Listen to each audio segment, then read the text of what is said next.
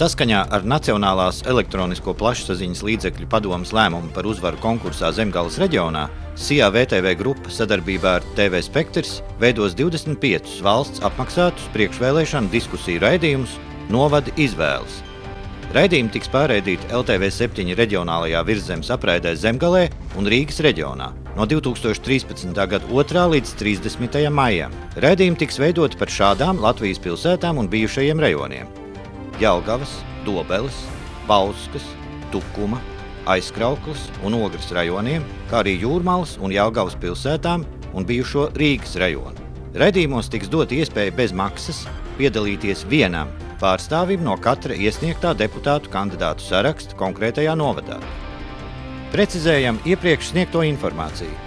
Deputātu kandidātu sarakstiem uzaicinājumi netiks nosūtīti. Pieteikšanās dalībai raidījumos līdz 26. aprīlim. Pieteikumā jānorāda deputātu kandidātu saraksta pārstāvi vārds, uzvārds un kontaktinformācija. E-pasts novadi.izvēles@gmail.com.